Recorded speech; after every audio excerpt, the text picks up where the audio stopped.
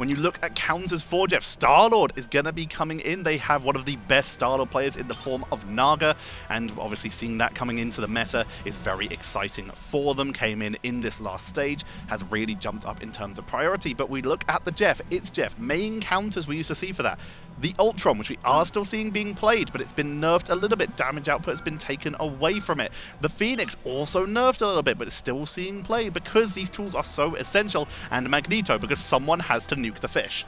Yeah, you'd sort of expect that Naga would be the one on Star-Lord, so Star-Lord has been taken out because we know how good Juriki can be on sort of, even though 2 duelists have been added to Na'Vi, we do see the most out of Juriki outside of some specific situations, but a Protect is going to go in onto the Star-Lord on the other side, and exact mirror. Exactly the same. Exact mirror. We see Emma taken away, we see Star-Lord and Jeff secured on both sides, but now we have a look to see how these teams take it because we have the Hela Namor still available, and we're already looking at OUG to go down that line. They have Taro Cookie, an incredible hit scan duelist, has been able to play some great stuff, and Mash was one of the best Jeffs along with players like Widdy and of course Tanuki, Ken, players like that for stage 2 of Ignite for EMEA. So they have some potential to roll in with that, and they've got the flexibility to do so. And with anti-heal, if we see Na'Vi try to go for that triple strategist style, the Tidal Dirge and of course the extra Hela squids, if they can get the pickups, could allow them for a massive snowball. For sure. I feel like there's just so many options now, and really the draft comes down to just limiting what you can pivot to if things aren't necessarily working into your favor.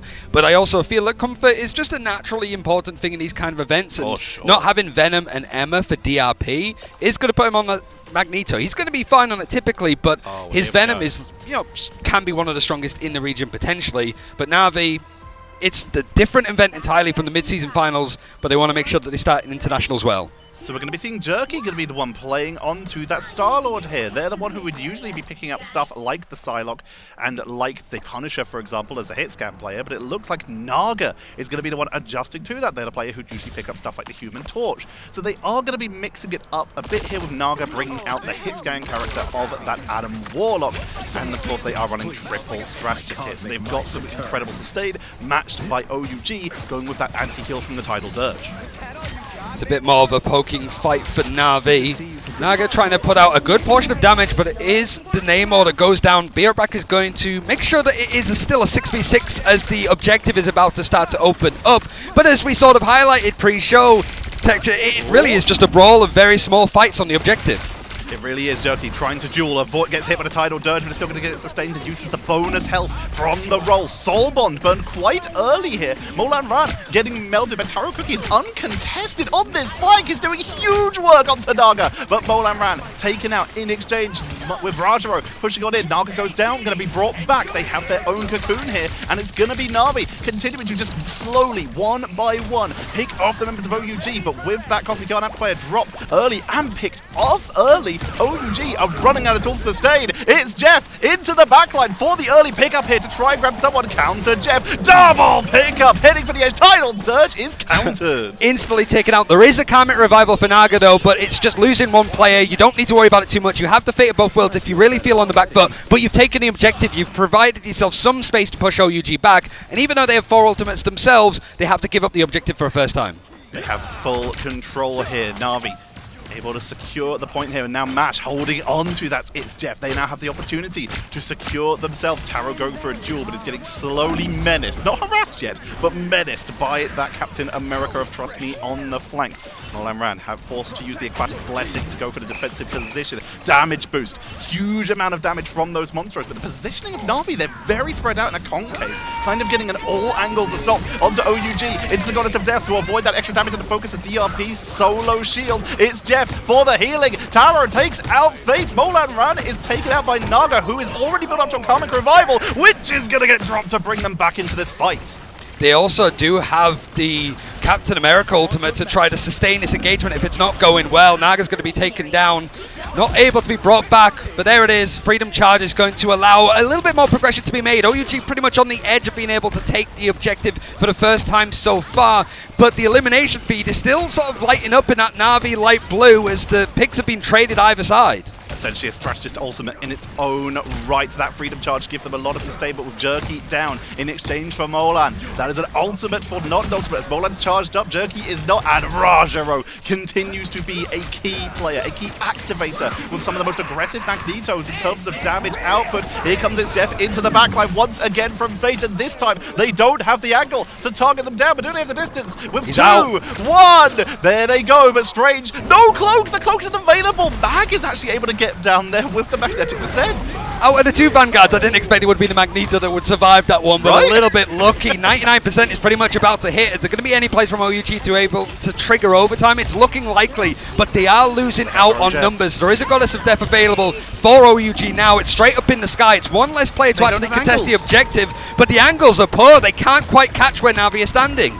Mash is trying to make it to a position where they can go for it. It's Jeff, but overtime is ticking down. Do on the point is trying to hold. They need the healing output. They have an Eye of Agamotto. Molan over to the Iron Fist just to roll back in time as Portal has come back in. But where's the reinforcements? OUG just cannot sustain on that point. And Na'Vi, a very solid first round.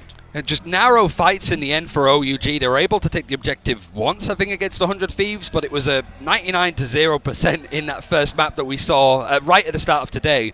But OUG, naturally, again, you've got people playing from different regions, different language barriers, but it feels, Tetra, that they didn't quite have that, like, go button. There was that fight after Na'Vi took the objective. There were pot shots either way. OUG managed to sort of have a good amount of ultimates, but they were waiting for somebody to make the call of like, okay, let's dive in. They waited for Na'Vi to actually go for the Star-Lord ultimate to try and fly through the air, and that's when those ultimates started to come through. It felt that there was no initiative from OUG in that mount. And we're seeing OUG sacrifice a couple ultimates here. Mash moving off of the Jeff with its Jeff charge to move that over to Molan Ran. Svold is going to be picking up the Adam of their own, so they have their own revives in this setup here. Svold is an incredible Adam, incredible jet and rocket as well, but we're going to be seeing them not go for the Zootopia backline, just going to be setting with an early rollout here from Na'Vi. Might not matter how many strategists you have if they're going to just get absolutely ganked here. Mash might be the target, or they're going to see if they can get any of those strategists right in the doorway for the quick blow up, and it is Mash forced to retreat, dropping down to the low ground, and Na'Vi will roll out, but OUG do avoid that initial engage. They are forced to the low ground though, and Na'Vi, they have a couple of players touching on the point 5 seconds before it opens up, so OUG now, it's a flip of the spawns, both teams switching either side, but you can see that they're trying to isolate individual players from OUG just to catch them all behind, because there's not going to be that much peel available to them. Meteor M is going to be used off the rip from the RB. He's actually able to get a pick. That is a key area for OUG to be able to push forward, but the Galactic Legend used on the other side has actually turned his back in favor for Na'Vi. Jerky's able to get a huge pickup, pushing on forward with that Galactic Legend, and now it's just about taking out that Captain America, who has bought time. Ju wasn't committing to the fight there, they were just buying a lot of time because they know they have one of the faster rollouts. They can now make it back to their team, back to the objective, in time to contest onto attempt of a flip. Na'Vi are very good at sort of just reading the macro style of like, okay, what ultimates do we expect them to have? Let's make sure that we force out as much as possible. They sort of know at this point this Svelte is going to be pretty close to having that karmic revival with all of the trash damage that's gone between the two teams in these neutral fights. And Rajaro even with the Eye of Agamotto looking for a perfect opportunity, because right now there's no need to do anything. And OUG, we need to see them sort of hold W and push in to go for the fight. They get the pick onto Jerky. That might be enough. Jeff coming in from Molan, able to find Trust Me in ultimate, but is taken down immediately. No isolation and no environmental pickup here. So far, the delay is coming out for Na'Vi, but the Karmic Revival dropped first for Svold, but that's good for Na'Vi, because they've now forced that out first. Even if they lose this run-back fight, they have Naga with their own Karmic Revival. Assuming Naga goes down or has Cocoon, they can turn and take this. Able to get free, actually. The Galactic Legend is going to come out from Tara, so he's up in the sky, but there's too many bodies, and those bodies are actually just running straight at him. Absolutely no fear, no picks really able to get off of the back of the main duelist line for OUG, because they've gone triple strategist. So much focus goes into that character getting those picks. And look at the resets, using the right-click cancel here for Naga so they can get extra damage. Cosmic Cluster into the back of Ju. Headshots galore here, forcing a full retreat. Fate is going to come back in, currently underwater for a little bit of extra health regen on this fight. But Jerky is always on the flank, causing damage. Going to see the targeting come on in, and once again, it hits character, means you can try and focus on the tower. Captain America in the backline from Du to see if they can get a blow-up. But the positioning, the patty cake between the strategists, level 1 Crook, Naga, and Fate are just trying everything to keep beat each other up in this fight, but Fate is finally picked off. 95% on the board for Na'Vi. OUG unable to get too much. Camera revival is going to be used, and it's mostly going to force Captain America back onto the objective. Juggle. Overtime is able to be hit, and Neglected Ledger for Jerky is trying to put the nail into the coffin of this first map. OUG trying to find shells, they're trying to touch, able to, but it's for a split second. Na'Vi taking that first domination map very cleanly. Very nicely done. Massive staggers. Once again, we just see Na'Vi ulting second almost every single time. The only time they're ulting first is when they have the better angle with the Star-Lord. That Galactic Ledger, they're able to find 1 or 2 people basically every time. And then Jerky, knowing where to be in all of those fights to find those quick blow-ups. Rajaro, able, not even needed for the portal reinforcements there as the MVP. 0 deaths as well, no casualties. Insane. Same for level 1 Croc, who is going to be, one of the main strategies to keep people alive and keep those engagements going. But it's also for final hits. It's pretty beefy for Rajaro to be performing like this. But these are LAN demons. We've seen it so far. But like OUG being able to be forced out with that camera revival, whilst Na'Vi still in control of the point as well. It just felt at that point it's uncontested for Na'Vi so far in Celestial Husk. Rajaro is so good. 13k damage, which is 1k less than Taro, which makes them the second highest in the game as Strange on Vanguard. And again, just able to get those Aya Wakamotos, the full control. They had great opportunity. Naga with this Adam Warlock was absolutely wonderful. Jerky swapping over to the Star-Lord. They have played it a little bit before, but the positioning was perfect. If anything, the only people who were vulnerable was that triple strategist lineup, and that's because OUG copied their strat of just running Captain America at them and seeing if they can get isolation. In this case, what a solid control position, because once again, if you're copying your opponent's composition, odds are they've been playing it longer. Yeah, certainly in the case of Na'Vi, because they've been playing more than 2 days, I suppose, a couple of weeks really, to being able to prepare it. But it is just Na'Vi leading the line, starting off strong.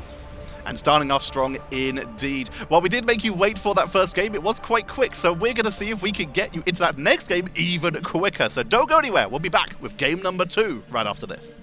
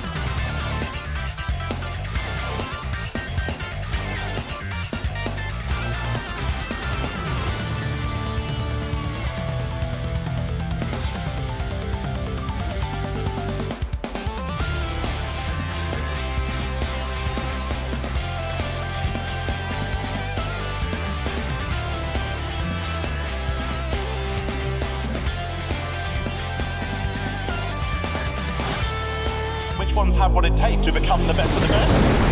The fight is gonna happen right here, right now. A very quick game number 1 as Na'Vi, the world champions, they might be back, putting on a stellar performance on Celestial Husk. It's the perfect start for them, realistically, but it's also the sort of start that we would expect from them so far. But it does mean that OUG do get the choice of map for Midtown, which poses a lot of problems for them. For one, this was the second map that they lost in that best-of-3 elimination game back at mid-season finals, so we seem to be following a bit of a trend. But also, it's a map that they've only played 3 times total, and they're 1 and 2 on it. That's assuming that OUG, all 6 players are here. They still haven't played this map an awful lot, and it's one of the most pedigreed for Na'Vi, being 5 and 2 on it, just not really playing it that much in Stage 2, because frankly, none of the teams from EMEA played it. Not so much, really, but we're going to be heading in very quickly here. Na'Vi on the left. OUG to attack first. We're starting off with the double Mantis ban, and Emma protected this time. OUG not wanting to get caught out in the same situation where they don't have that crowd control from Carbon Crush to try and punish out that Captain America. Sort of going for those convoy maps, the Emma Frost has come out a little bit more, but Na'Vi sticking to their guns, trying to go for that Jeff a little bit more. So we actually do see the drafts changing for the first time so far this series. No Emma priority, Jeff priority, because of course Fate is absolutely goated, and I'm sure people will agree. I don't think that's exactly a spicy take. No. We see the Venom removed though, because once again, Jeff in play, Venom not. Na'Vi though, they have not banned Jeff or Venom yet, so OUG currently do have an opening. Here we have the mirrored bans, where both teams will get a ban, and there we go. Jeff, one-sided secured by Na'Vi, but Emma going to be locked in for the side of OUG. I think that's good for DRP in the end. Like, comfort is important, especially in these moments, because I just think that if you're in OUG, you've got all of these players that you're trying to adjust to, trying to sort of go pound for pound against Na'Vi with the exact same like heroes left in the pool, you're not going to win. It's going to be difficult to try and outdo this, and it's going to be part of like the master plan for Na'Vi. They're going to read into this draft. They're going to know that OUG are sort of playing off of what is comfortable for them, what can work, who are the win conditions. DRP can have his moments. So that protect on the Emma Frost means that you have got something to work for, as we also see the Psylocke protected on the side of Na'Vi. Psylocke locked in, going to give them that backline harassment, and of course once you can break through that first point, you'll see teams adjust to move out away from stuff like triple Vanguard, triple Strategist. Captain America though, OUG falling into that trap that did work in mid-season. However, Na'Vi have evolved from that form yet, where banning Captain America against Poly is the one tool that might secure a win. Sorry, not against Poly this time. With Na'Vi bringing in the incredible play of their own Captain America player, it removes that backline harassment. I mean, Rajaro has his moments. I think he's very much an underrated Vanguard, certainly an underrated Cap, so there is that option. I do like that OUG are kind of like, okay, we're going to take out the Emma Frost, we get the Venom, let's take out another Vanguard. Let's make it difficult for Rajaro and Trust Me to be comfortable on the Vanguards that they're playing. Obviously, they're very flexible players, but you are limiting those options to stuff like Groot, for example, to Magneto. Both teams getting a Psylocke, speaking of which, the Magneto in play. Only one team, however, gets the Emma, with OUG now setting themselves up for potentially a bit more of a burst-heavy lineup. If they lock in that Psylocke, they could, in theory, go for those extra clones of the X-Men team-up to go for a little bit of extra burst damage and one-shot potential. Well, it's currently hovering Iron Fist, but of course we don't pay too much attention to the hovers. We wait until we're in-game. Exactly. It's the cardinal sin of like, oh my god, they're going to lock in the Mr. Fantastic. Never mind. Who is it? Is Saipe that's like a Lord Mr. Fantastic? Like, of all of the people. I need to talk to him about it actually a bit more to sort of how to get to that point myself. But OUG, the good news about this map is you had a decent showing against the 100 Thieves earlier, but you've had a bit of a break. You also had such a stomping against in that first map on Celestial Husk. You have to be able to try and like up that energy, and that could be difficult when you're up against a team like Na'Vi that seem to just be prepared for all of these case and purposes. They've gone for more strategist bans, really not allowing OUG to get comfortable in that backline, and it's the front line that OUG tried to target in the draft themselves, so totally different ideas. And Na'Vi are going to go for a triple strategist backline, unsurprisingly here, but they aren't going for the 3-0-3, as Jerky will be locked in on that Psylocke with the damage output and the speed in which that ult can charge. It is on Iron Fist, and Molan is going to be the Iron Fist. You're expecting your opponents to potentially triple Vanguard here. That new percentage damage for Iron Fist can be extremely viable to actually try and burst through that. He's being spotted. He's trying to close the distance a little bit, but Na'Vi have been clever, trying to bunker up, make it very difficult. Iron Fist is going to try and sort of wax on, wax off his approach up against the Groot. There's a lot of barriers broken down, but the brawl isn't seemingly going anybody's way up until Jerky does get taken down. Na'Vi losing out on their only duelist so far as they're still committing to that triple strategist, but Naga with the damage he's able to do on Adam, it feels like you're not really missing that DPS. holding for the line at the moment. Naga being forced into the retreat, uses that silent vortex for a little bit of extra time, but that pressure, no one's dealing with DRP, who's just incredibly deep in that backline trying to chase on down. The European substitute for the Chinese team here is creating a massive opening. The huge pickup onto Trust Me, massively staggered, while Jerky brings them back with the portal. The team is now massively displaced from each other. Yeah, DRP able to get the Venom because obviously there wasn't as much focus on Jeff in this draft either. So going for the Emma was also good because it meant that Na'Vi, okay, you get Jeff, we're going to stop the Venom being in play. Means that the comfort is there. Yarn Amplify is going to be used. The Jeff is thrown into the defender spawn. Instantly deleted, instantly taken out. And OUG, they were building some momentum, Tetra. It's dissipated entirely. Fate is continuously the Jeff GOAT coming in here with the save for the team, utilizing that portal. They were jumping back and forth through it to make sure that Jerky could buy extra time for the team, to make sure that they were healed up and could sustain through that fight. The fact that they didn't have anyone on Strange earlier means they could have rotated onto the Strange. It's exactly what we saw from Jerky. One of the first to go down, but here comes the Living Chi from Molan round into the backline to see if they can create an opening for the side of OUG with Meteor M from Rajaro. Catches on the wall, will not find a target, and Jerky will be taken down. And that percentage damage onto Groot is so hard to deal with. It's something that Na'Vi have to adjust to, but that strategist backline is getting hit enough. Naga goes down, but he got the Life Cocoon passive that brings him back into play. He might just want to go for the cancel, go for a reset, and allow Na'Vi to go for another engagement because the payload is still moving towards the end of this checkpoint, and OUG is still going. The damage, the Dance of the Butterfly recently buffed, able to get huge blow-ups here, and Taro has created an opening here. Fate is out of there. He does not want to get staggered from his team. Best to retreat. Trust me on Angela to try and contest a little bit later. This is a very good Angela point because of this verticality.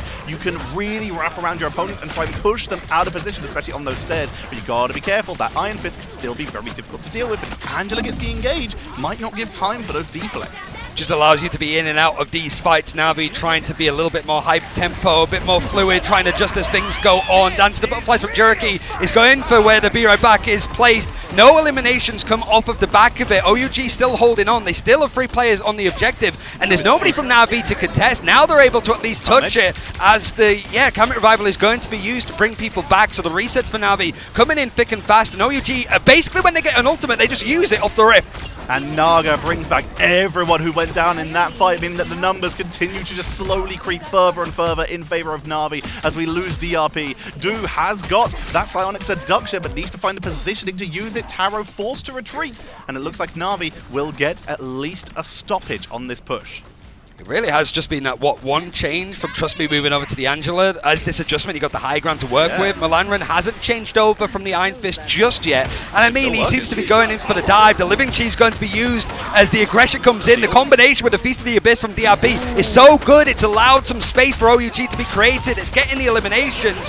And now it's forcing out both strategy ultimates from Na'Vi. Invisible Boundary for the extra sustained, buying time. Naga swapping over to the Winter Soldier as they were taken down in that fight. Meteor M from Rajaro to absorb that extra Psionic Seduction damage. The attempt at the crowd control, but it takes on through. But Jerky finds the opening with all those tools used for the setup of OUG. Na'Vi dive the backline and Jerky finds an opening. But OUG, they're not done yet. The Cosmic Yarn Amplifier is buying them time and allowing them, even though they're down members, to push in. Yeah, even though it was a multi-pick that Jury got with the ultimate, he still has to disengage and group up with the strategists. Just because of OUG being able to keep this hot tempo going, you've got the Psylocke Dance of the Butterflies now. You're sort of wondering where things are going to come from. It's the ultimate from Angela, the cleave trying to come through, and it's managed to catch onto the rocket. He has no way of disengaging in this fight, but he's got so many other strategists holding on to him that he's not gone down.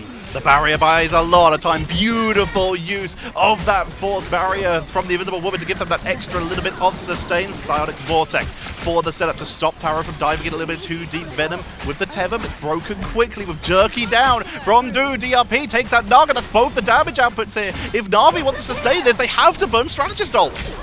They can contest this. The Fate of Both Worlds has to come out. Are they worried about anything following off the back of it? Well, the Living Chi is grabbed from Melanran and it's going to be used near enough instantly. Level 1 Grok is going to go down. He's not able to do anything. Just off the back of the Invisible Boundary, he's forced out of it. And this Iron Fist is absolutely stomping through from OUG.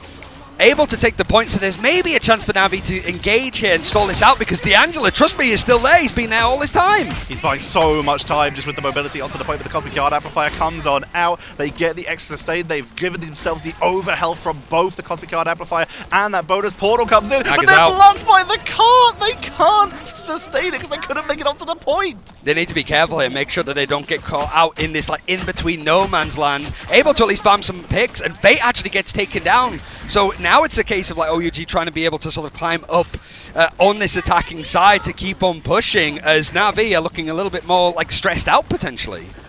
Na'Vi, they're struggling to find the opening here. Naga onto the Star-Lord to see if they can create an opening that way, to see if they can get something. Diving onto the backline, trying to track down Fate. They've got the slow, but Fate disappears. Able to retreat underneath the ground, and they will be able to reset here. Find the positioning as Taro. They're going to use the opening. They're trying to force out Strategist ultimates. They don't even need to. They just get the pickup. But Naga on the other side is going to force a reset. While Taro was able to get a good opening, there's no one in position to stop Naga, just unleashing. It was a really good reactive call to stop OUG from continuing this scary attacking side, but they have 90 seconds left to actually push towards the end, force back to the attacker spawn for the time being, whilst the rest of Na'Vi, who are on this defense, are pretty comfortable with the ultimates they have available. To the high ground, Naga just continuing to ping away. They're building so much ult charge off of that Venom in particular, just due to it just being a huge hitbox. Here comes the Silent Seduction, invisible boundary for the counter, and Delta Butterfly to the backline from Jerky, but it finds nothing. Molan Ran and Mash taken down. They get Jerky in exchange, but the front line is evaporating here. DRP is forced to retreat and is getting chased down as Rajaro is basically an enemy spawn at this point. They're pretty happy in this position so far, and if things start to go wrong, they've got stuff like the Strangler Prison to rely on, Meteor M to just absorb some of the damage, and even Fate with its Jet. Now it's a case of trying to farm up what they have. They moved over to that Ultron for Jerky to just add in more damage to stop OUG being able to string things along. And if that Living Chi comes in again, the instant response, you got the damage boost from the Iron Amplifier as it's trying to cut through all of this healing that has been put out from Na'Vi. Unable to get a pick this time, but it's required a lot. Never mind, he's able to get Crook just at the end of it. Straggling Prison for the setup. The card actually pushes Molan around a bit further, but he's not going to get taken out with the Meteor M. Going to be blocked out from the extra bonus health. Full retreat from Rajaro. Looking onto the Venom DRP. Knocked back with the back cannon. Fate of both worlds for the opening. Naga, Galactic Legend, to try and melt through, to try and maintain, to try and create an opening. But the patty cake from the Strategist is keeping everyone topped up here. And now Taro with the mirror gets Jerky on the Ultron, gets Naga, and OUG over Ultra Gaming are pushing on through to the final point. We need fast rollout swaps from Na'Vi if they want any hope, but with everyone down, with everyone staggered, Jerky's trying to try and rush it, dash onto the point, but they cannot reach a triple cap from over Ultra Gaming. It just felt like the teams had swapped a little bit, like OUG waiting. I think it was just Tower just gets that ultimate right at the last second. There wasn't too much else that Na'Vi could get off Jerky's Galactic Legend himself. And it was needle in a haystack to try and get these players. Na'Vi all tried to bunker up, use the terrain to their advantage to stop this ultimate from catching on to them. But it's just windows, little alcoves. OUG looking a lot more in sync than they did on that first map. They really do. The adjustments are showing here. And they're moving over to the defensive position now. We're starting to see more Vanguards, we're starting to see more Strategists. Sfold may get to bring out their famous rocket for a little bit of adaptation as well. More revives, more sustain. And with Taro playing that incredible last-second Star-Lord, they can even get the team up, allowing them to play a bit more aggressive. Poke the backline, and then use that Rocket Network team up to escape with the teleport. Looking at the pick so far, Molan Ran is 21-5. Not really the one that's getting the final blows. It's actually Taro that's leading by double what Jerky's been able to manage, which is the highest on the side of Na'Vi. And it's good that these players are able to sort of just lean into that, but that's what I want to see. Like, if you're in this situation as OUG, you need to bring out some spicy stuff, because clearly Na'Vi don't really have much of an adjustment to it. They tried in some areas, D'Angelo was nice, but there was much more confidence from OUG on that attacking side. Now on the defense, they need to make sure that Na'Vi really don't match the time or finish the map. OUG aren't going to match the same strategy that Na'Vi tried, aka running a 2-1-3 for that first setup here. They're going to be just bringing out a standard triple Vanguard, triple strategist for extra sustain, utilizing Loki for the regeneration domain lamps, and of course Svold with that battle rebirth beacon to allow them to sustain the fight. Na'Vi though, they're looking one for that Punisher, great at trying to take out these triple Vanguards by just melting through them with extra damage, and they've also brought out the Winter Soldier from Jerky to see if they can just pull anyone out of position. They get DRP with the pullback from the Force Physics to isolate them as they continue to rush on forward.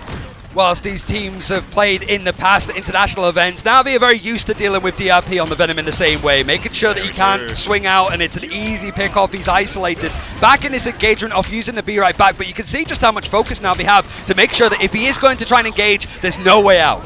It's Jeff, only finds Luda, but that's an easy isolation and a good pickup. Taking them through the window, trying to make it to spawn, won't reach, so they just drop them into their own team to see if they can get the pickup, but no Fate of Worlds! Delays! Mash is able to keep this fight going for at least a little bit longer. Taro couldn't save and survive that Kraken impact for that, meaning no more reset for the side of Na'Vi, but with the final judgment to push on through, to create an opening and try and burst through OUG, who are just continuing to delay. Taro is taken down, but now someone can swap over to Strange and portal back.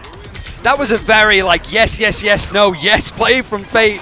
Just almost forcing Mash to go in with the Fate of both worlds. The copy is going to come in from the God of Mischief from Molan Ran to just keep more time being bought up from OUG. They're still sticking to this triple Vanguard, triple strategist as much as they possibly can. And they're forced out a lot more from Na'Vi. From the top rope, Rajaro tries to come in and is able to connect onto Free and able to take Mash out of the server for the time being.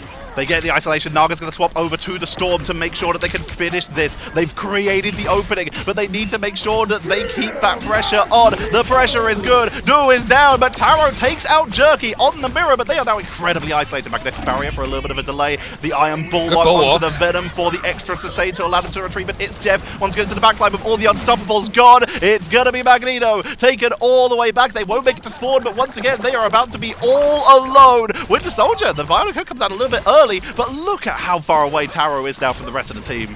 You are in a different postcode. You might as well be in Alabama. I don't even know if Alabama's next to Georgia so far as we're in Atlanta, but Fate wins the 1v1. He is one of those early adopters for the Jeff, so in these kind of fights, it's going to be strong. DRP switching over towards the Strange allows a portal play with 90 seconds left on the clock, Tetcher. It means that really now they can just buy a little bit more time. You've got Jerky that sat there with the Kraken's impact, and that combination with the Strangling Prison is enough to clean up house. There's nothing for OUG to rely on from the strategist backline, so the resets are easy for Jerky. The resets with the Loki clones, the reset with everyone. There's no one left. And Jerky wept, for there were no more OUG members to conquer. Molan Ran is back on the Iron Fist. They realize that they are just getting pushed in and they need some pressure for that front line because that was all set up by Trust Me.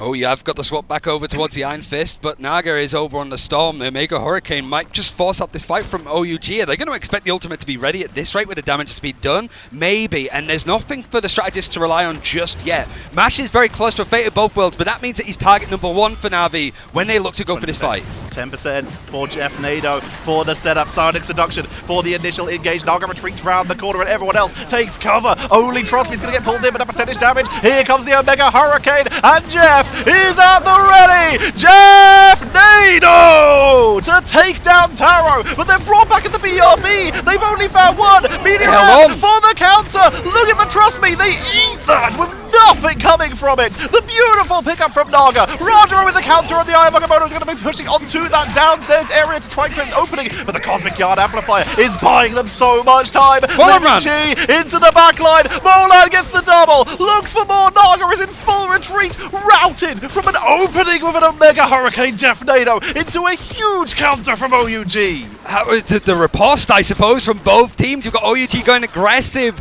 with that Emma Frost ultimate, and then the Omega Hurricane going into the backline. OUG may be overextended, and then the Jeff Nado on top of it. It was crazy that OUG still had the bodies and the numbers to fight, and then the damage boost onto Living Chi. Molan Ran is turning Iron Fist into something that's crazy. They've set up beautifully, straggling Prism while Groot gets locked down. Jerky finds everything. Trooper's fist, the pickup, Taro is down. It's essentially a team wipe, slightly staggered, and immediately we're starting to see those faster members being hovered, but abandoned. One more crack at impact. They don't even try to contest. Jerky even picks off Mola for even considering it.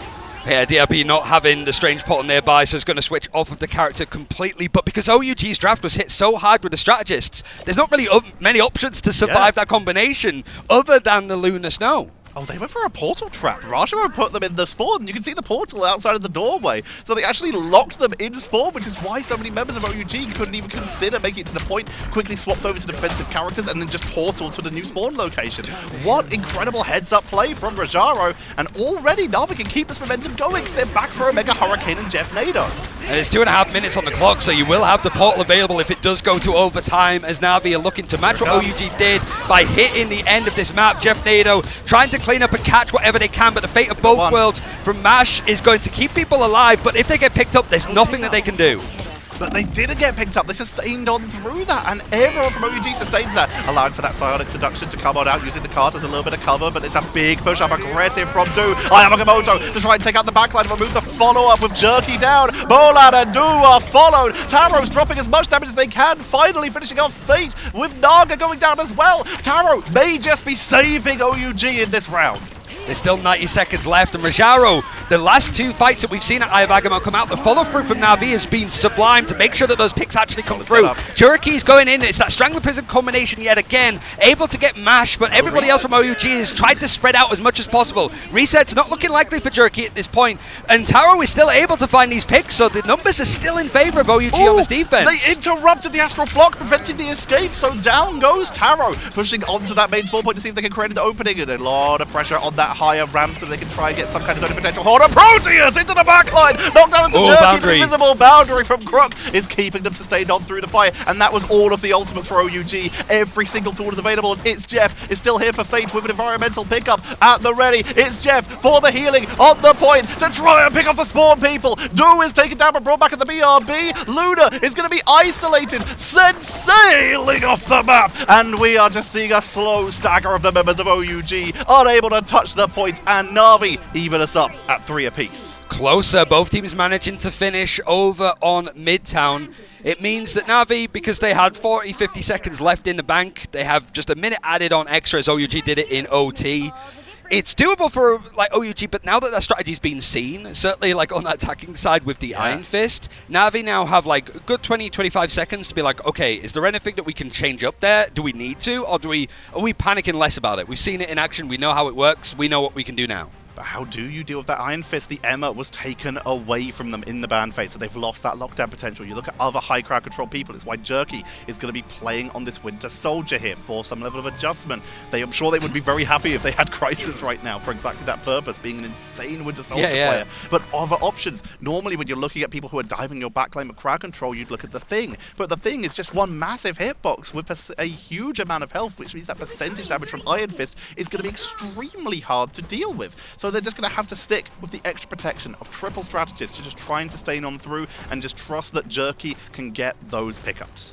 It's looking like Na'Vi have actually been able to get a lot more eliminations than OUG. It's just that OUG players down have that tenacity to keep digging their heels and going for the fights. Molan ran lower by a good margin than the other duelists with those final hits, but you could already see they're impactful. How much impact that they're having so far playing on this character, and he's going to be on it instantly coming out of attacking spawn. Looking to immediately create an opening. Once again, Na'Vi rolling with a 2-1-3 with a single duelist Winter Soldier, just in case we see that Iron Fist, which we do already. Molan looking for the opening, going to try and get onto the group. Damage is taken, forced to retreat. But the damage output with that percentage damage is so difficult to deal with and so mobile with so little crowd control outside the violent trick of the Trooper's Fist means that Jerky is already having to turn their attention elsewhere. Taro is taken down, brought back at the BRB right outside of spawn. That's Volta had to drop. The dive is going in from OUG. DRP is taking a lot of that focus. Even the pushback, the force physics means that he's trying to Scarpa, but Naga only has one target in his sight line. And now Molan Ran doesn't have that duo to work with. They're being so well in sync. and the Strangler Prison's going to be used. A bit more of a fight back from Taro over on that Psylocke, not too far away from having a dance of the butterflies, but Na'Vi looking to be winning this fight as OT is looming. They're taking Emma just as far away as possible. It's on their own side, but as long as it's not on the point, that they've got extra couple seconds before they can make their way back in, and they won't be able to get in the way of their own team. Fate of both worlds from MASH to allow this fight to go a little bit longer. Silent Seduction is at the ready for Do now, which means they can go into the backline and heal from the Feast from the Abyss. Psionic Seduction and Living Chi is going to melt through Trust Me, but they're diving it. They're going to ignore Trust Me to try and take out Jeff instead. Remove the healing, remove the sustain, Karmic Revival. Naga brings back everyone! There's now more of a fight to go in. Molanran wants to try and cleave as many people as he possibly can, but there's just too much to go for Rajaro with a Meteor M. It hits the target, but there's way too much healing and sustain for OUG that keeps them in the fight. Overtime still, half that wick is left alive. 3 players from OUG hitting the point. One of them is Molanran, who's just not going to let go of the left click. He's not going to keep swinging. He's got so much time to work with. As Trust Me has now got the Strangler Prison on the farm, he's able to use it instantly, and with all of these walls, he's trying to separate OUG these sightlines and make sure that these people actually go down.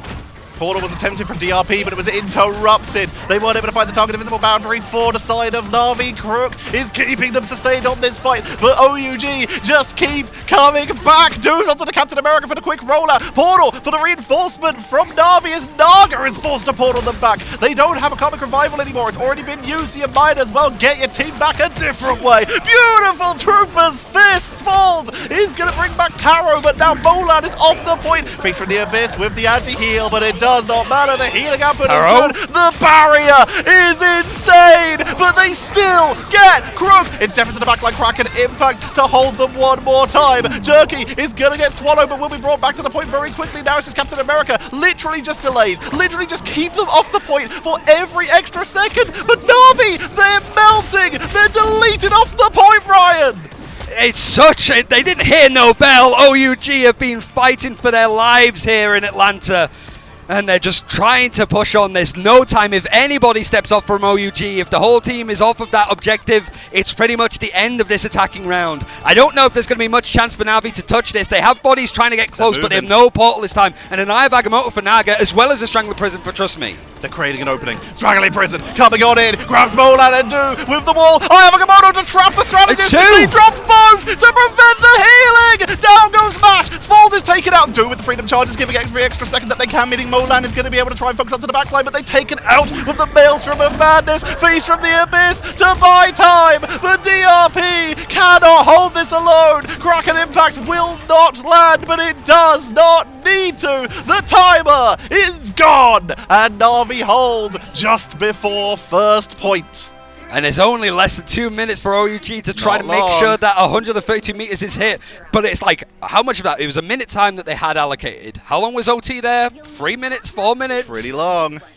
This just comes down to it. We are so close. OUG could even up the score here if they're just able to slow down Na'Vi. But Na'Vi, we've seen them bring out the Storm, we've seen them bring out the Jeff. All they need to do, really, is get one double fight. Win a fight, and then Jeff Nado to delete the respawn when they come back with Portal. If they can do that, it's over. OUG need to be prepared for that eventuality, and as such, we're immediately seeing the hovers onto rockets. They need to have revives. They have to use every tool to make sure that they stay even numbers-wise.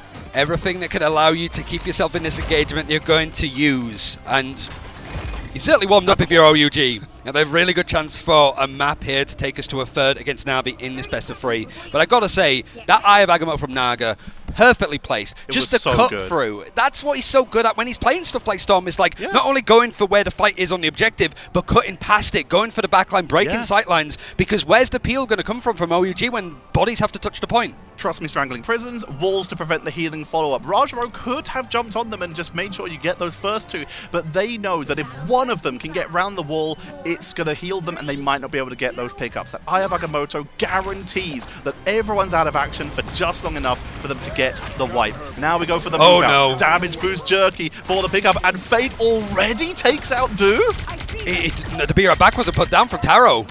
He went down so quickly that he's not actually going to have the reset available. I think he might have picked it up. OUG, pretty much are people on the objective right at the beginning, and Na'Vi just coming out of the trapdoors, absolutely gleaming. Mean that Dewey has to sort of run all the way back. At least there's a trade on the side of Jerky, and it's wasted a bit more time, but that could have been disastrous for OUG.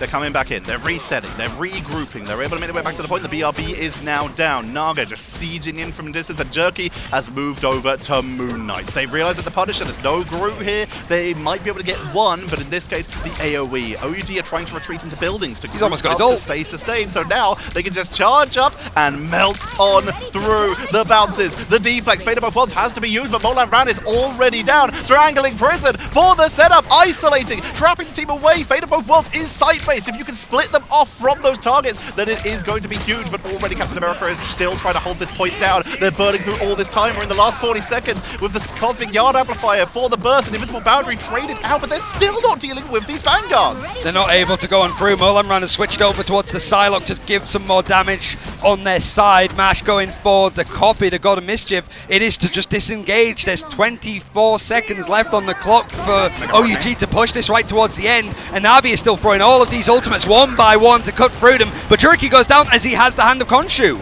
But they do have a couple people picking up here from this Jeff Nado. They dropped a lot of damage output, but we still see OUG sustained. Aya Magamoto! They got knocked back, but it's still enough to try and focus on the doom, but the healing output is just too good! Doom refuses to go down! DRP is picked off and already brought back at the Cosmic, at the Battle Rebirth Beacon. Freedom Charge for the bonus health. Hand of Khonshu for the zoning. Jerky gets mashed. They try to retreat out of it. Straggling Prison to group them up. Group Wall is actually denying a little bit of Jerky damage, but it's more than enough to prevent the healing. But now OUG have the chance for the re-engage. It's overtime. All they have to do is to take one more fight. They're going for a portal trap.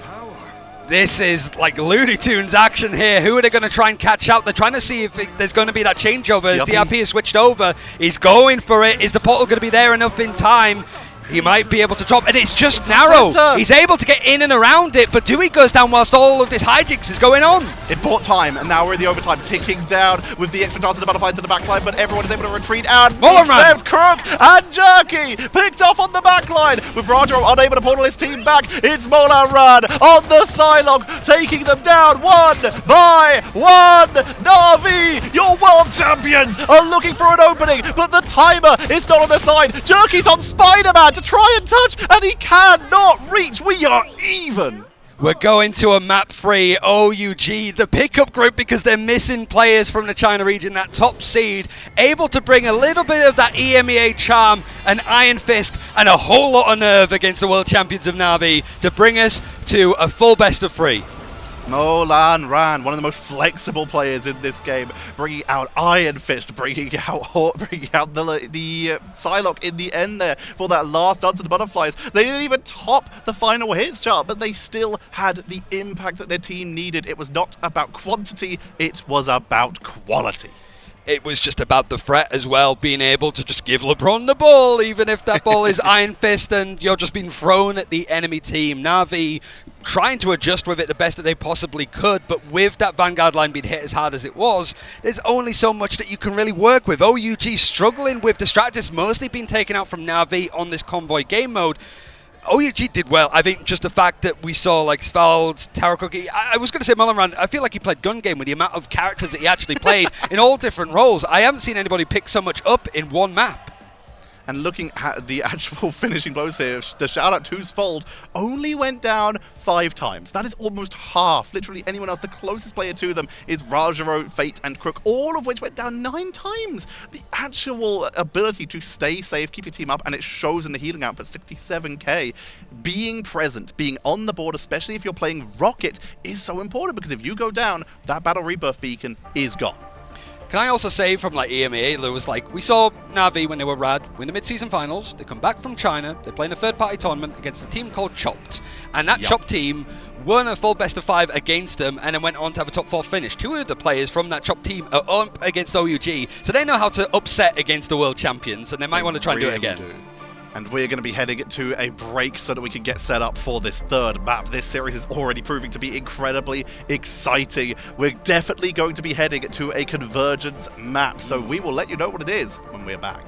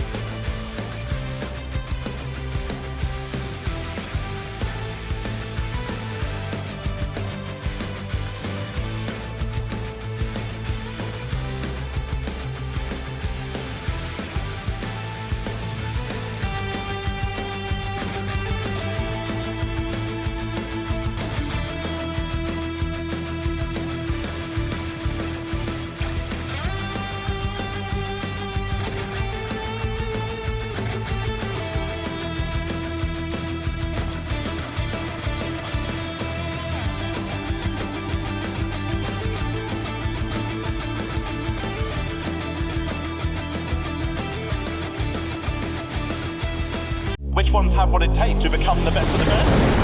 The fight is gonna happen right here, right now. What a series! Already OUG with substitutes, 3 substitutes, half of their team coming in, and they are coming up diamonds. All from like different continents as well to an extent. Yeah. It's a bit of a like Thanos gauntlet, I suppose, of like players, and it could be a recipe for disaster for Na'Vi. They have picked Jajalia to work with, and it's the only map, I actually just saw this, in Ignite, it's the only map that Na'Vi have ever picked in Convergence. Whenever they've been on the losing side, there's only one map that they've gone to, and that has been Jalia 11 times. They're trying to make it work. They believe that this is their key to come out ahead in what is an extremely challenging group. And with all these expectations, with everyone looking on and already down to a final game in this group, how will the teams react under such high pressure? OUG having already lost against Na'Vi once at the mid-season finals. They are here for revenge, and already we see Mantis mirror bans. Of course, the Venom being protected, which is very good for Ooh. Na'Vi. It's also a very good pick if OUG want to go in that direction themselves as well, because the RP was looking very comfortable on it. Make sure that the Jeff's taken out so that team up isn't available. But also, it's trust me on this map. I want to see exactly what the plan is going to be for Na'Vi, because there's some kooky strategies from one of the EMEA eggheads, I'd say. Yes, that's a great way to put it. We see Na'Vi doing some very creative stuff, and this is the map to do it. The question is, how much research have OUG done? Because it's only really been done like 2 or 3 times. So the question is, do they know? Do Na'Vi even risk it in such a high-pressure situation? For now, they're just going to ban out the Venom of their own. Of course, it's a fast rollout character for reinforcements onto that first objective. And with Jeff on the board, you want to remove that symbiotic shenanigans. Yeah, Psylocke's been taken out as well from OUG, making sure that really either Naga or Jariki could play in that role themselves. Just the amount of damage, and if they're feeling that Na'Vi are going to go after that backline again, making sure that you don't have those big like AoE damage ultimates to just keep picking you off. Really just relying so much on the Lunar Snow ultimates because everything else has been taken out. Na'Vi this time though, going for the Vanguard, the front lines, and a one-sided Psylocke for OUG. Yeah. Taking out the Emma, the Psylocke secured for OUG so that they have a little bit of burst potential here, but they haven't targeted a lot in terms of the backline outside of the Jeff and the Mantis here. This still leaves Luna, this still leaves Invisible Woman. Na'Vi have good options for sustaining on through a Dance of the Butterfly. Remember though, you do have to lay up more than one thing. Psylocke's Dance of the Butterfly now basically will finish through almost any strategist ultimate, but if you combine that with something like that Guardian Shield from Invisible Woman, then you can actually hold through these fights. For now though, Na'Vi, they are going to take out the Adam. They played it themselves, OUG brought it out a little bit to mirror them, and they've shown that they are definitely proficient. I do think that, like, yeah, so you got the Emma Frost as well. It's one-sided for Na'Vi, so that's 2 Vanguards. 2 Vanguards that not only DRP would want to play themselves, but also what we just saw as well from Dewey. Like, they looked very good on the Emma Frost, and they're 2 characters that you can really build those compositions around. Na'Vi wanted to maintain that front line as well as they possibly can. No, OUG sort of targeted it out in the last map. Star-Lord going to be the last removed character. Of course, we have Naga on the board, so giving them that ability to just try and burst through people with that Star-Lord is going to be very scary. And of course, Jerky also showing us that they have the Star-Lord down stat here. So we're going to see immediately Rajaro onto that Emma Frost, trust me, starting us on the Venom. Of course, will be Na'Vi on attack first. It's a real confidence boost for OUG going into this third and final map. Their second game of the group stages, the first one not going too well against 100 Thieves, being up and down, turbulent stage 2, fair to say. And it's really, I don't know where their heads are going to be at. They rely on their good mental. This is not the ideal position to be in, but they also want to get the reps online as much as they possibly can. So it's just an extra rep for them potentially if they can win out this series. You would be a fool, though, to call Na'Vi washed or just shaky in any way that, or to underestimate them just because they had a rough start. Remember, they came through the lower bracket in those mid-season finals to win. They made it into second place. They didn't win their groups in EMEA Stage 1, and they didn't win it this time either, and yet they're still here. From behind is where Na'Vi fights the best. When their backs are against the wall, that's when they activate. But there's expectations for Na'Vi. That's the scary thing in the back of your mind. And OUG sort of playing without too much stress. Just do your best, do whatever you can. And Na'Vi, a quiet start. OUG are a little bit trepidatious on where exactly this attack is going to come from. What comp Na'Vi are going to try and run? We're going to be moving in, trust me, immediately with the tether for the setup, but that's going to create an opening. It wasn't for a main engage here. It was to set up and cause a retreat so that Jerky gets a better sightline, which they do, getting the first pickup onto Molan Ran. The targeting is good though, but Taro takes the duel on that Winter Soldier. Forces him into the back room and takes him out, and Na'Vi is still actually finding enough sustain to fight it, but maybe not enough pressure to actually keep this pause. The pause is going to come in, but like, yeah, but to keep the engagement going, because I've actually been able to get a third so far. They've been able to get onto the point because Jerky was able to pull up one side, they had Trust Me pulling up the other, creating a huge convergence onto the point and allowed them to get a nice wraparound onto the side of OUG, who currently are taking individual fights, but they're currently being controlled positioning-wise by Na'Vi. It's scary as well when you sort of run in that sort of poke Namor Hela on attack because you need to try and close the distance. So I quite like that Na'Vi were very subtle to sneaking up, and then bam, it seems like you've got Trust Me having to sort of create that distance, but then he gets isolated. But it still allows some space for your duelists to be able to find those picks, and it seems like that fight could go either way. At least Na'Vi are able to get something on the board, and we'll see whether or not that they can keep sustaining that, or whether OUG are just going to keep throwing bodies at the point like they did on Midtown. They're also building a lot of ult charge, and remember, we did see the Venom taken away, so in terms of fast rollout characters, we're a bit more limited. We still have Captain America, we still have Angela, so and of course Strange, to really bring them back to the objective if they need to. So OUG have choices, have options, but a lot of those characters, like the Strange, for example, involve you being very grouped up. While the Captain America can make their way in and try and pressure a backline, they might find themselves isolated, especially against a Hela with a Soul Drainer. So if you bring out the Strange, you could get grouped up and caught by a Tidal Dirge. If you bring out the Captain America, you might get Soul Drained. It's a tough matchup to actually go into if you want these quick reinforced rollouts, because that Hela Namor is actually very hard to deal with. It's not the best start for EMEA so far, at least in this group. Dropping Not so far, at least a map. But there's still a chance, obviously, that a first series for Na'Vi could be dropped here as OUG are looking to try to take as many names as possible. But like you said earlier, like Fate was a little bit nervous seeing how well Crazy Raccoon did against Citadel, that maybe that sort of comes into this, and suddenly OUG feel like they have a really strong chance. FlyQuest are waiting in the wings to play their first game after this one, and they must be thinking, oh no, this group might actually be more stacked than we thought, and we already thought it was going to be majorly stacked anyway. It's already so difficult to deal with, like you say. Everyone was looking at this group and saying that this is one that could be terrifying. We're already seeing a little bit of a mix-up, though, in Group A, with basically all the teams fighting for 2 more spots. As a lot of people are expecting Virtus Pro and Envy to go through, but with all the upsets we have seen, where it sounds like we're seeing, we can hear the other casters just over there, and it sounds like there was some action just happened quite a bit there. We also heard players, because they're somewhere over there behind us. But the fact is, there have been upsets. That might have been one just there. So nothing is predictable anymore to 100% degree, because everyone is starting to show that they're feeling stuff out a bit more. Yeah, I mean, especially when you have to, because it feels that... I don't think in this game in particular, like, people love to go into LAN to be like, our read on the meta is the most defined. I think most teams would sort of admit, like, we have an idea, but we're really curious to see what everybody else is going to do. And they're also like, we want to make sure that we're playing stuff that is optimal for us. If we have players like Polly, we want to put him on Captain America because he can make him look like the most destructive Vanguard, even though he's not like a high ban priority or a high protect.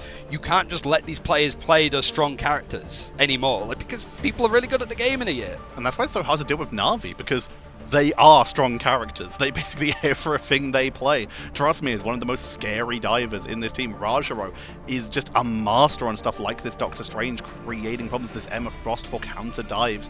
And of course, now having that Venom come in here, which they actually were able to sneak through, has already caused enough of a distraction that they were able to get that first pickup with Jerky moving on in with this Hela for the first time, which is exciting from Na'Vi, because we haven't seen them play too much of the Hela Namor because we haven't had the chance yet. Yeah, but also I was thinking there, so you mentioned Crisis before.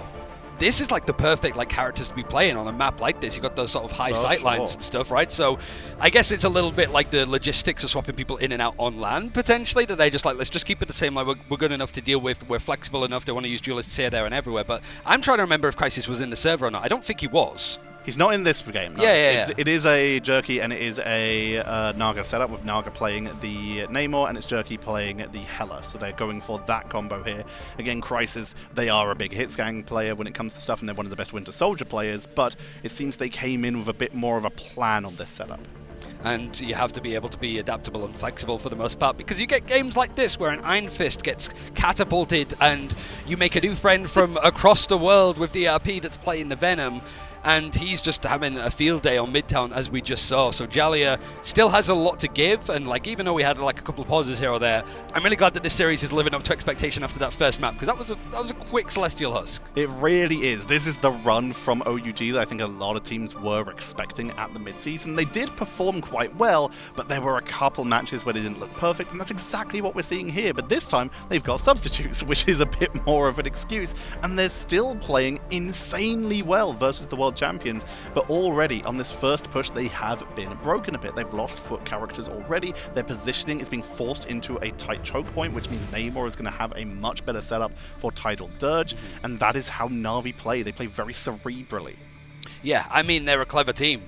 That's one of the reasons that they did so well for mid-season finals, but thinking back to when they were able to beat Virtus Pro for the first time, which was a testament in EMEA. Virtus Pro had not lost a series for ever up until like stage 1, and at that point, like, Na'Vi, when they were rad, like, they worked out that just banning out all of the strategists in that Ignite system was the way to go. It's still really popular, certainly when we're in a triple strategist meta, but now there's so many other options, and even teams like Virtus Pro that were a little bit slow on dealing with the meta, they're the ones that are coming up with some like curveballs, some high ace plays. But speaking of those triple strategists, and speaking of favourite characters when it comes to this, a lot of people love Jeff, let's be honest, and I tried to send you to the Jeff video earlier, but this time I'm actually sending you in the right direction. Ladies and gentlemen, it is spooky season, and I hope you are enjoying it, because we have so much to do. The night waits for no one. Join the chaos, and Jeff, the true spirit of the season, wearing some oversized undersea gourds carved to resemble jack-o'-lanterns. Let us celebrate this spooky season with the incredible, in our own incredible way, with Jeff the Land Shark's Jeff O'Lantern costume. This is the first time for Marvel Rivals that we're seeing Halloween skins coming in, as it's only been about a year. So it's great to see skins like this, and of course, everyone loves Jeff. Well, we do like to nuke him sometimes because he is an absolute menace. But having that flexibility and, of course, those incredible custom ability VFX is always lovely to see. There's so many people that sort of build their identity around being Halloween, autumn, fall lovers anyway, so you can do it all year round after this one too. But it's also, like, think of it this way. So we're in the group stages, we're in sort of like a back area, but like Halloween is on Friday. That's the first day of playoffs, which is going to be at an in DreamHack. Oh, yes. If there's one thing about Halloween, it's a spectacle. And like, for being a Brit in the US during Halloween, that is really exciting, because I know that you guys go all out. But like, seeing it at DreamHack, it's going to be, and even the stage as well, might I add, spectacle for sure. It's gonna be great. There is a trick or treat, and there is costume stuff happening at DreamHack, so if we get any of the behind the scenes videos, then expect to see hopefully some Marvel Rivals. If you're coming to DreamHack and you're in a Marvel Rivals costume, if you see any of us wandering around the convention hall, please come over and say hi. We'd love to see what you've come up with, because we wanted to come in some costumes here, and a couple of us have brought a couple things to wear in between the casts. A couple of little subtle nods, I think, for some of our like favourite things. I'm trying not to go for the Kingpin look as much as I possibly can, but there's only so much that I can realistically help. But this is also like tricky for Na'Vi. OUG, they played in their first series earlier today. There was a break, obviously players switching around in the sort of setups and stuff too, so they're going to be feeling tired, but the fact that they won that last map, that's a resurgence in energy. Your adrenaline is already upticked to back how you were feeling first thing in the morning, because you just took a map off the world champions, and honestly, they can take this series if they can get their act together as that sort of first fight was going on. They really can. They're finding these openings, they're finding these opportunities, and they've shown just how flexible they are. This is what we compliment Na'Vi for. So often we always say that Na'Vi are the ones who innovate, they bring out the strange stuff, they bring out some interesting pickups, but that's not happening this time. So far, Na'Vi are playing pretty standard so far, but it's going to be OUG who bring out the Iron Fist and stuff like that. We're going to be heading to a quick break to get ourselves set up for that third map so that we can make sure that everything is sorted, so we can get that pause all organized for you and get us back into that game. So don't go anywhere. We'll be back very shortly with the continuation of Map 3.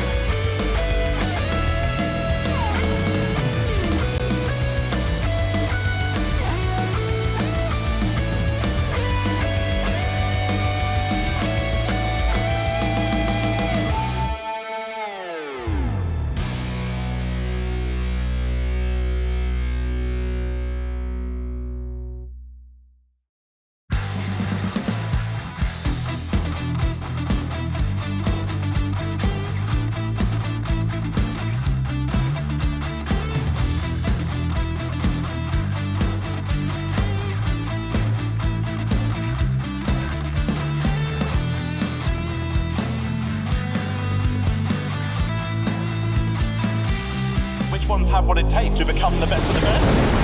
The fight is gonna happen right here, right now.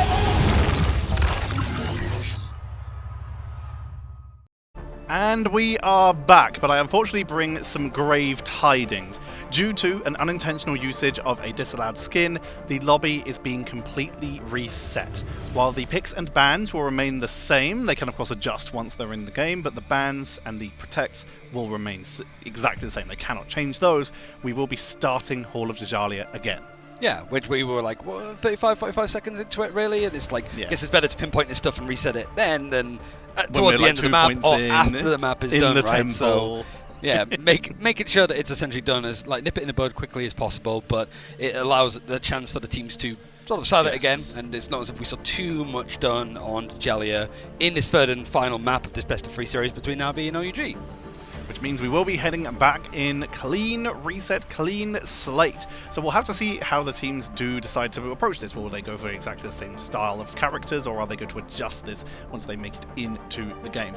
This is map 3 of this best of 3. We also got a little bit of a heads up. Of course, there are 2 streams happening for this, and we had an incredible matchup on the other stream as well, brought to us by our wonderful colleagues of Vicky and Matsy, where apparently Reject took down Envy 2-0, Ryan. Doing it 2-0 as well, considering that they looked pretty good in like their first couple of games that we saw from them. Just a little bit more warmed up. Crazy Raccoon looking scary for, against Citadel earlier. I think Asia is looking for their revenge, considering that first international event was in Guangzhou, China. It feels that all of the teams from the East want to come to the West and make sure that they make as much of a stomp and as much noise as Americas and EMEA did at the mid-season finals. So much has changed since then. They've had so much opportunity to practice, so much opportunity to learn from those mistakes, from those metas, and of course, watch the other regions, see what's happening, including, of course, from EMEA, from Na'Vi, who've adjusted, but in this case, it is OUG who have brought some more creative tools into this draft, of course, with that Iron Fist. I'm going to keep talking about it, because it's cool. Although some of the other teams, we saw some creativity from some of the other teams as well, with, of course, a Black Widow happening earlier. 2 separate Daredevils have made their way into the game as well. So we are already into these group stages. It is the first day of 3 for these group stages, and everything is already up in the air. Yeah, 6 teams to a group. 4 are going to qualify for playoffs on Friday at DreamHack itself. But as a reminder, going into Halls of Dajalia, Natus Vincere going to be attacking. The draft pretty much works out as a one-sided Venom, Emma, and Adam on the side of Na'Vi. Meanwhile, OUG were able to pick up Jeff, Psylocke, and Starlord, making sure that the world champions weren't able to get those characters themselves. So we're going to be going back in here, and it looks like we are going to mix it up a little. Oh, I see, they're just armoring up. Okay, let's take back what I said. Jerky starting off on the rocket is not going to be going on the attacking rocket. They're not Sparker, so they're just going to mix it up here with a little bit of pre-armor for the team, and then we'll likely swap over to that Hela, and we're just rolling out once again. Pretty much the same as before, but I guess it was a case of, like, trust me, had to put a lot of coordination into that play to close that distance against OUG when you're running this more pokey double duelist lineup with the Hela and the Namor, just taking pot shots from distance. Again, we highlighted it before, Crisis, the hit scan player for Na'Vi, isn't playing in this one. They want to stick to their guns, quite literally. Na'Vi not changing up the roster of their 7 players. Jerky looking for an early pickup like they were able to get in the pre-reset draft, trying to land several of those shots quickly, and already once again is getting so much damage onto Taro as we immediately see the dive in from Trust Me getting locked down. Taro retreating overboard. Bash is dropped and will be brought back at that Battle Rebirth peaking, allowing Rajaro to use this opening to step up. Huge choke point created by OUG as they use that lower ground for defense on their strategist, as Trust Me takes down Jew. Crook is picked off, but Fate also on the rocket is going to be bringing them back. Yeah, they were split up a little bit beforehand, but now they just make sure that they have bodies on the point, not trying to give up a third or any form of progression for Na'Vi. But they have been bullied back. They're still waiting for numbers. They lose Molan Ran, and it's looking like Na'Vi are at least going to be able to get a third on this first point. We're back where we were, right before the resets as they push on in. Crook healing up Naga, who once again has that tidal dirge, anti-heal for the setup even before the Feast from the Abyss. Cosmic Yarn Amplifier for Fate to give them that extra damage, but they've lost Jerky in the first setup of this fight. Taro is down as well, so Duelist for Duelist, but now Molan Ran, if they can get in before Crook is charging up, that Dance of the Butterflies could be enough to burst them through with the tidal dirge to try and prevent some anti-heal, but they find nothing with that great evasion by Na'Vi. They managed to force Na'Vi completely off of the objective, though, which means that there's enough time for this stall to come in a little bit more. OUG, though, losing out numbers. The elimination feed for Na'Vi, highlighted in orange for this attacking side first. Able to take it with a good amount of time, trying to see if they can catch OUG on the retreat. And Taro Cookie is very low, struggles to survive, gets picked off by Trust Me. Na'Vi with the heavy momentum are going to be pushing onto this second point, utilizing some high ground. Trust Me, going to be taking this main angle, while we already saw Naga moving up for the center point. Takes a lot of damage as the counter pressure is able to force them to back up a little bit, but already Trust Me in and Trust Me out. There's no reason to stay any longer, no reason to burn that symbiotic resilience if you aren't going to be able to capitalize and follow up. So just very safe strategic play here. That's Molan Ran going down again, just in these like neutral fights where both teams are looking to try to reset, build up their ultimates, and OUG are just waterfalling their way into these fights one at a time. The stall is easy, and Na'Vi have been pretty much uncontested once they got that payload moving. Taro Cookie just landed a bionic hook onto Rajro, who immediately turned into diamond form after arriving, and I expect there was some regret. Oh yeah, thanks, grab. No, thanks, I have mobility now. Meteor M coming in from DRP, not able to find his time, as Jerky takes to the sky with the Goddess of Death is sieging onto Do, who's forced to use that Liberty Rush to back away. Remember, retreat also being needed by Jerky as they're not able to find any pickups. They have to Astral Flock to back away. Horn of Proteus to try and create at least some zoning potential. Not able to find a pickup. They don't have a lot of setup outside of the slow and engage from Trust Me. A Dance of the Butterfly from Molan looking for once again, seems they can get a pickup. An Invisible Boundary from Fate shuts it down. Look how much focus is going in from Na'Vi to make sure that Molan just can't get comfortable. He seems to be going down consistently, and he's having to play his own little game to try to sort of support the backline. He now has a little bit of help from Dewey that's over on the Captain America to go for these dives, but it's so difficult when you have the Namor and the Hela that want to fight from distance, that are trying to keep you at arm's reach and just win those fights from distance. Now you have got Rajara that's the one that's really sticking Na'Vi into these brawls, into these engagements, using the Psionic Seduction, but OUG are completely split here, and the other half have been taken out one at a time. Pushing on with the Tidal Dirge to get the anti-heal to force DRP to step up to create some zoning for their teams, because the Yard Amplifier is going to be coming out, but Jerky's already got the double. Taro is looking for any kind of reset if they can get onto Krug, but no, shut down there. Taro loses the resets. Molan's trying to delay, but they will get picked off by Rajaro, who was fully charged, and we are heading on in to the Temple of Bast. Yeah, Molan cannot get comfortable at all, especially when you have all of these like Namor squids. He's the only one that's sort of still committing to that dive, and Taro Cookie sort of playing in that sort of, you can dive with it, you can play from distance if you want, a bit more of like a hybrid-y kind of play style. But right now, OUG struggling to get a hold of this one. 3.5 minutes on the clock. There is the Namor ultimate for Naga to sit back on, and Dewey gets taken out in these moments where nobody should be dying on the side of OUG. And we have a quick pause once again to see if we can get ourselves set up to head on in for that third push.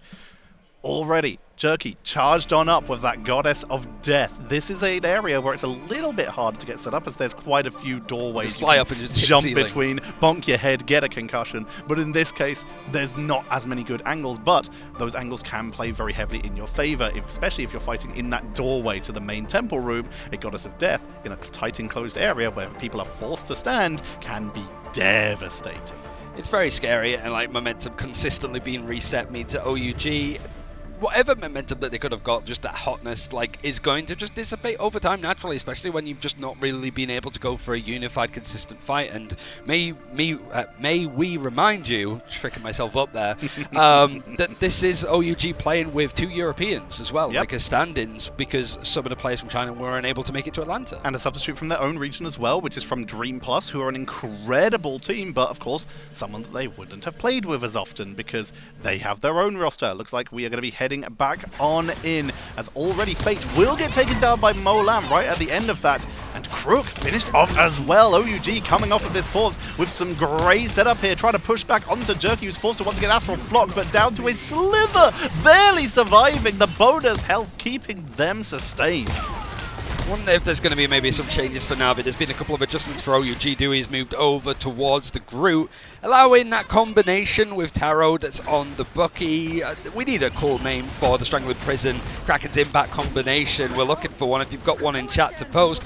But for OUG, they still need to try and get these players off of the point. Trust me, he's still creating so much space by just being annoying up in high ground, diving in and then swinging out if he's under too much pressure. There's too many crossfires for OUG to fight, and there's too much distance to try and clear to try and dive on them.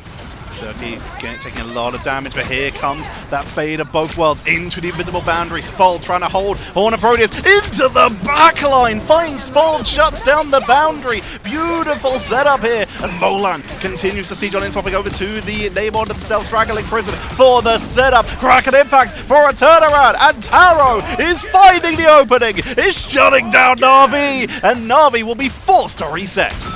Yeah, trust me, trying to run, gets shot in the back of the head from Taro.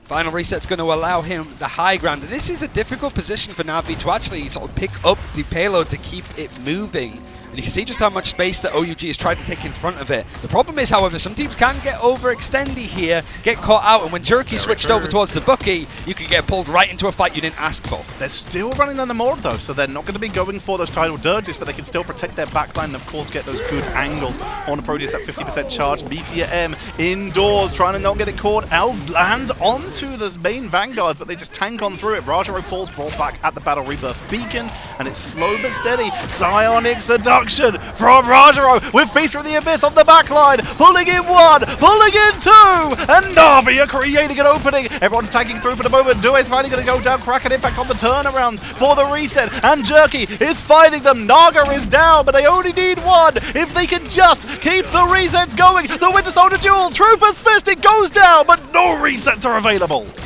Not only was it a great ultimate from Rajaro, who's had a really good series so far for Na'Vi, it's Trust Me again in the backline. It was almost like a switch of what we saw earlier on Midtown. Trust Me cutting across, that meant that Silent Seduction could get in behind the front line. The support sightline was broken because of Trust Me being an absolute harassing nightmare. Now you've got the arm amplifier for Fate that's really allowed this fight for OUG to touch on the edge of it. You've got the invisible boundary used, you've got the Horns of Proteus coming down, and have actually gone in favor of the Chinese team. They're able to hold the Fate of both worlds, keeping the rest of Na'Vi up, but they lost Fate and Jerky. Fate is moving over to Storm to get Jerky back quicker, because they don't want to lose that ultimate on Jerky. No, Jerky swaps over to the Doctor Strange. Fate's back onto the Rockets, and they can get a little bit of a battle rebirth because they've only got 16 seconds remaining. The re-engage is required here. Due is zoning on the Doctor Strange of their own. Here comes the portal, attacking from both angles. Psionic Seduction to take out the Squids. Rajaro has a great angle on this setup. Molan is down to Naga in the Namor. Jules falls, and we're starting to see Na'Vi creating an opening here, trying to burst through the Vanguards, and no one's close, no one can touch. Taro can't make it, and Na'Vi get the triple.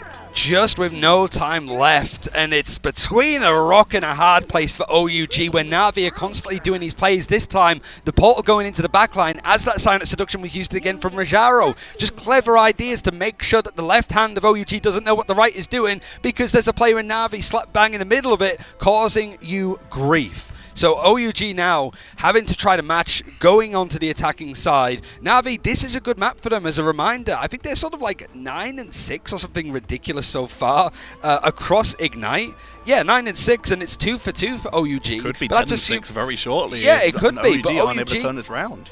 It's one of the most picked maps for Na'Vi. In fact, it's the only map that they pick if they're ever forced onto Convergence. So yeah, they're going to be comfortable for it. And for OUG, even if you had all 6 of the players that came top seed from China, they only played it 4 times in their history, and I imagine there's been roster changes throughout that period too. It's time for the check. Ryan, Trust Me, has brought out your friendly neighborhood Spider-Man. Here we go. He had some ideas. So I won't reveal too much, but I said, like, are we going to see Trust Me playing the Spider-Man again? And he's like, we got some adjustments, some good ideas, like some creative stuff. But I don't know if we're going to see it now. It's hovered. He's out. No, but there's other characters. There's other characters that were mentioned. I'm not going to say because I'm too mean. Okay. The anticipation. Here we go. Spider-Man swinging past. No tether. No one goes down. Trust Me goes off the edge. Swaps to Venom. And it's one swing basically to get back to the point. Trust Me basically going for a Tiki pick to sort of buy some more time. OUG are forced to stall. But Trust Me, he can go for that kill, eliminate himself, and then he's right back into the fight before OUG can even consider touching the point. One of these days he will find it. First time he missed it, second time it was blocked by Hulk, third time he missed it. One of these days he will land it, but it's the threat. It makes you more cautious stepping out of the board, and he's still back. I think one of the players that he actually succeeded against was DRP when he was... I think so, actually, yeah. When he was on Peps, I think. So that's a callback. Tarakoki taking down Rajaro. Naga on the flank is able to just take down these defenders. Oh my god! With the Trident. Molan is popped, and already Na'Vi, with the flanking Namora, setting themselves up beautifully. That was very much a case of cutting to Naga and being like, how? What are you doing over there? Because he's managed to get inside again. This is a very bunker almost, just sort of digging your heels in, trying to play from distance, turtling up to stop OUG from diving on you successfully. But Naga's able to go for some scenic routes to try and flank behind, especially if OUG are trying to focus on the backline. It means that Naga and Jerky have some space to maneuver around and just be impossible to deal with. Pushing up to the point, Taro looking for an opening. Rajaro charged up to full. meaning their damage output is maximum. Melting through DRP, melting through the Groot here. Molan is already taken out of the backline, as once again Naga has found an off angle. Picking them off, it's a reset again. Half of the time allocated for OUG's attacking side is about to whittle down. They are building ultimates, but there's never really a case of finding a pick early to develop that tempo and then actually just send everything going, especially when Na'Vi pretty much have all of their ultimates ready to go themselves and they're set pretty. They don't need to use them. Why would they? They've set themselves up beautifully right now. Like you say, they don't need to use anything. They can just play it safe. But OUG, they're almost charged up as well. They're going to be the ones that have to pull the trigger to choose when this fight happens. Na'Vi just to make sure they're positioned correctly and not going to get caught out by, for example, that strangling prison that Due is already charged up on. This is looking like a 12 ultimate fight, Tetcha. Brace yourself because everything's going to be thrown in. But again, Molan, just as it looked like OUG were about to go in, Na'Vi interrupts them, stalls more time, and there's only 90 seconds left. The Venom team up there from Jerky, trapping Groot in that fight for at least a little bit of defeat from the Abyss on Trust Me, onto all of the backline. Anti-heal is good, the lockdown with the freeze, Force Physics, forced to dash away with the arrival, with the Psionic Seduction to try and pull him on in. Meteor M into the backline to look for anyone. Crook avoids him, but it's caught by the back cannon!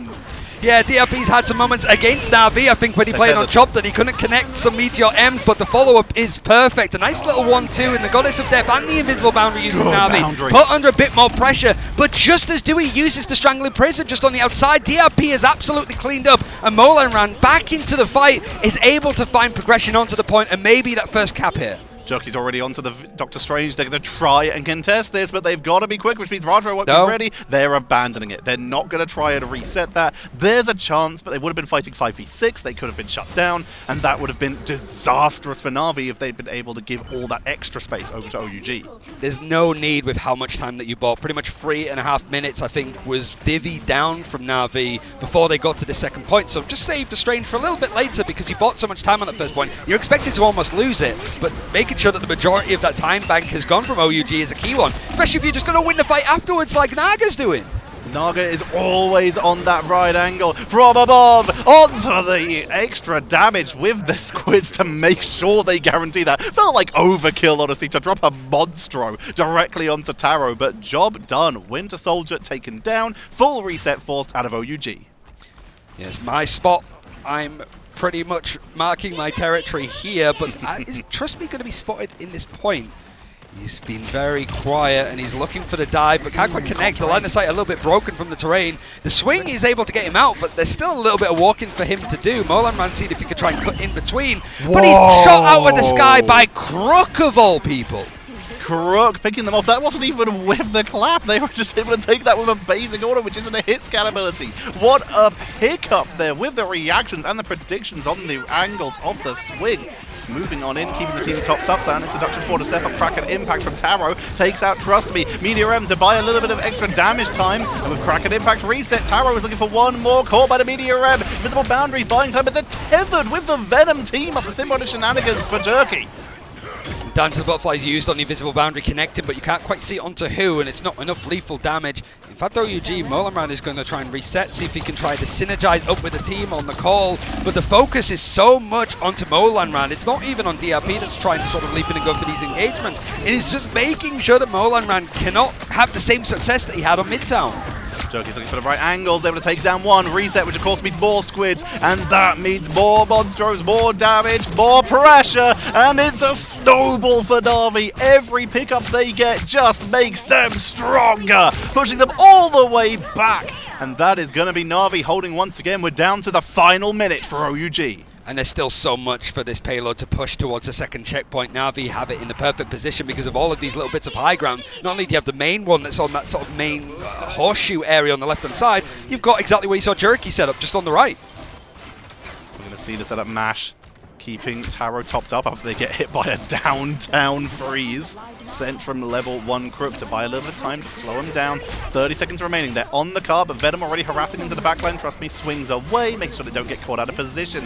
Naga almost gets Diff there, almost taken down, but already has that Horn of Proteus charged up. It's up to Trust Me and Jerky. If they can get the setup with that tether, they might be able to land that strangling. They might be able to land that Horn of Proteus. There's the tether. Are they going for the follow-up? Do they need to? Tidal Dirge Fate of both worlds will get dropped out from the side of MASH, so OUG, OT. if Na'Vi can wait it out, they might be able to just blow them up as overtime ticks on down. They're taking out all of the opportunities that OUG might have to take a refight.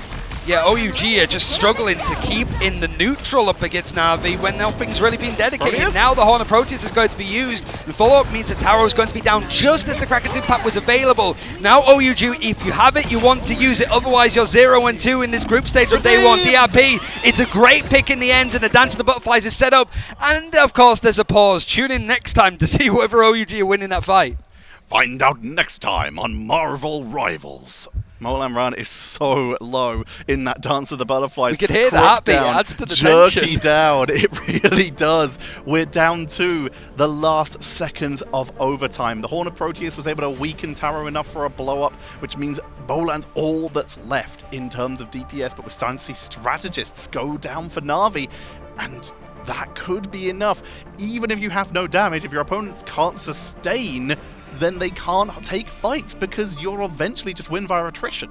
Yeah, I mean, that's sort of word for OUG so far. Attrition is the name of the game, really. It should be like AUG, I suppose, like attrition under gaming. But it's looking like it's on the edge. Even if we do see OUG win this next fight, there's still that portal play. They're still available for Na'Vi. They didn't use it before, so there's a chance for them to sort of have maybe even a couple more engagements before they get to the end of that second checkpoint. And still, OUG need to finish out the map to match what Na'Vi did, and then we go for another round. So there's still a lot to do to try to even this up. Being stuck in overtime this far into point 2, you're not even like at that final corner where you see overtime right outside the Temple of Bast. They are on the stairs. They're not even that point. They need to basically win every single fight, which could be, if Portal comes into play, 2 to 4 fights from Na'Vi coming back to defend them even longer. And they're, much like Citadel, I suppose, very good at just being able to keep these fights stalling. If you're 2 players down, 4 versus 6, there's still players, like I think of Polly is very good in those moments for Citadel Gaming, for sure, but Na'Vi are also good with just some of the rollouts that you have with people like Trust Me when he's playing the Venom, and it's a one-sided Venom as well, so it means that the likes of DRP and Dewey are not able to actually do the same, which is needed in these kind of moments when you're in OT and you still have what feels like 3 miles to push this payload. They've also just been making so much use, just on the side of Na'Vi, just to go off on a bit of a tangent here, of this Venom team-up. They got kind of the dream comp. When we look at the comps these days, if you can get Venom and Psylocke, that's a dream comp. If you can get Namor and Hela, that's a dream comp. If you can get Namor, Hela, and Venom, meaning your Soul Drainer now also has the Venom tendrils, slowing your opponents, setting up for Namor with those Tidal Dirges or Horn of Proteuses, that's a dream comp. And right now, we're starting to see just how powerful that is from Na'Vi, whereas overall to Gaming are just trying to just find picks with that Psylocke or that Winter Soldier to mostly just try and bully Trust Me. If you can pick off Venom early, you have a solid chance because your backline's a lot safer. Yeah, I wanted to look at the draft again because I've seen it a little bit more in action when you have got the like double hit scan fighting from distance stuff. Star-Lord was also banned out in the end, so it is a one-sided ban for OUG to sort of play that character, but there's never really been a good opportunity to use it. You just get shot out of the sky. Even by like Kruk. Yeah, Kruk is hitting those shots. And he was the MVP of like mid-season finals, so it is expected that he can hit those shots. It is just so much focus goes on to Molan Ran now because you've seen what he can do. He can win you maps with the impact that he has, just being able to go in and have some follow-up, because even though it might be a language barrier between like DRP or anybody else that's diving in, they know how to follow a very good duelist, and if he makes the call to go in, you follow, no matter what language it's in. Absolutely. There's a couple teams that have like those key players that everyone knows are like potentially doing that. I talked to Chopper Mag before we came on today. I talked to them yesterday, and they basically said that their shot calling comes in from like Skittles is doing like the ult tracking, and Bobo basically says I'm flanking, and that's usually the key to do something, and that's how they communicate. Just it's like what Citadel used to do. They would have a main group who would like group up together and be communicating, and then Polly and Pokey would just be we're about to go and ruin someone's day, and they'd just be having their own little chat in the corner about whose day they're about to mess up. You're just running around like a jungler almost, just to sort of get into the backline, catch people by surprise, but that's difficult to coordinate even when you are speaking the same language.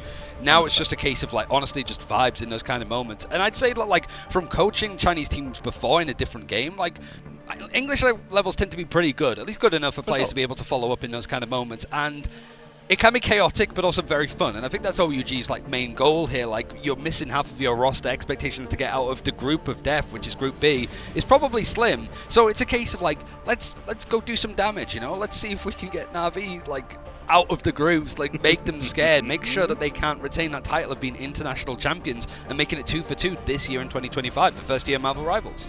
And that fact is, if they can make it 2 for 2, that is a legendary achievement that it's going to be extremely hard to beat. OUG, they're just, for starters, looking to continue domination. We mentioned before, they didn't have a great run in mid-season, and that's the first time. To remind people, OUG, Over Ultra Gaming in China, they won every single Marvel Rivals Championship leading up to Ignite, aka when they weren't allowed to play in Marvel Rivals Championships anymore. They then proceeded to win Marvel Rivals Ignite Stage 1 and Stage 2, barely dropping maps even. They are the most dominant team. The only troubles they have had as a team are on the international stage.